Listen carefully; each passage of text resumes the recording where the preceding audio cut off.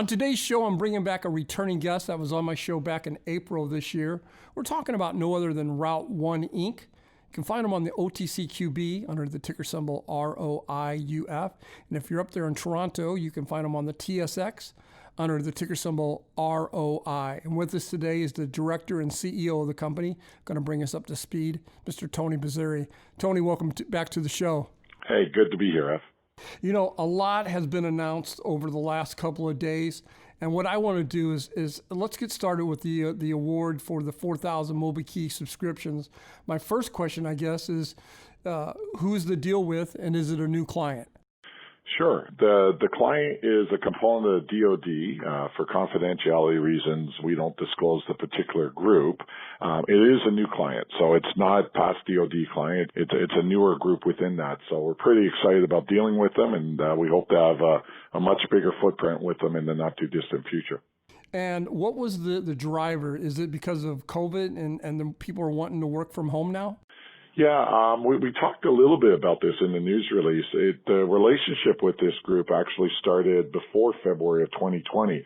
So it's great that COVID has been a driver to assist in people wanting to buy more MobiKeys. But in this particular case, it goes to the core functionality of the technology and the mobility aspect of it and just the use case that they're looking to use it for. So I love talking about the fact that we're a major reason that we're able to have people working from home and being a little safer working from there. But in this particular case, this component of the DoD, it was not a COVID-driven initiative.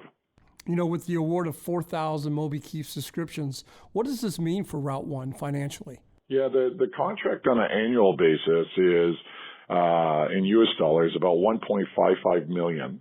It is a one-year subscription, but it has 3 one-year extensions that go with it. And as you asked up front or alluded to, it's for initially 4,000 users. They also have the ability to add in increments of 1,000 users at basically the same price point per user that the first 4,000 were procured at. I'd like to say, like, fundamentally, when we turn back the clock, to February of this year, we were doing in Canadian dollars around $400,000 a month in MobiKey subscription revenue. If we look where we are today and we look at the next 30 days or next month, we're now running at about $740,000 a month in MobiKey subscription revenue. So we've jumped a little more than 80%. It has a material impact on us or for us, because as you'll remember, we talked about this before, subscription-based revenue has no direct cost against that except for our commission that we pay our business development officer. So this is going to have a material gross profit as well as EBITDA impact for our company. And did you mention how long the contract is for yet? Yeah, excuse me. It's 1 year with 3 one-year options associated with it. Anything else we should know about this contract? I think what I want to reiterate, some of these initial deals take a little longer simply because you're putting in place the primary contract. The growth for this particular client doesn't need to go back out the bid. As a result of this award, they're able to leverage this contract vehicle in increments of 1,000. So we're pretty excited about that. The group that obviously we sold this to is a lot bigger than 4,000 users. And we hope over the coming months and quarters that it grows quite a bit. Now, when you say the DoD, are you talking about the Department of Defense? Yes, I am, sir. Wow, very impressive. Let me ask you this. You had a very good quarter. I think the quarter that just came out was $7 million.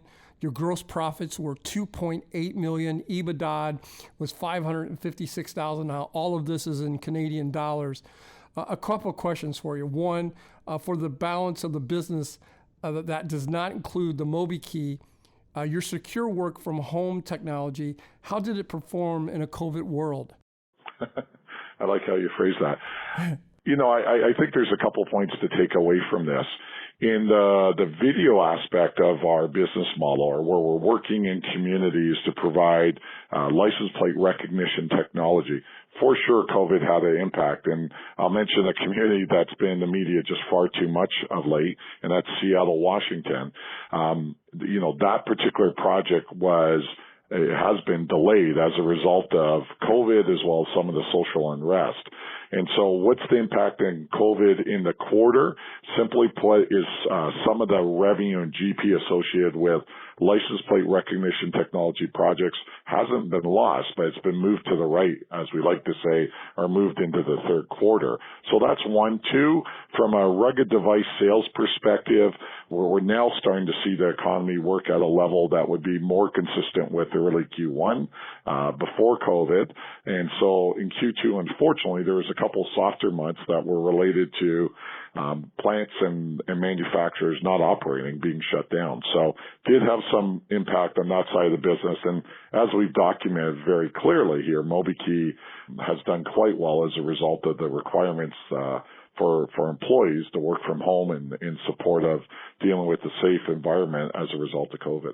Tony, if I do the math correctly, and if I add your new award to your actual second quarter numbers, your revenues and your gross profits for the quarter, and that again being in Canadian dollars, would have been approximately $7.5 million and $3.3 million on the profit part.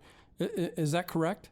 Yes, it would be. And let me expand upon that. So I think what you're doing here is taking our reported revenue and gross profit and adding in that contract award of $1.5 million US and just kind of put it in there for 3 months or for a quarter.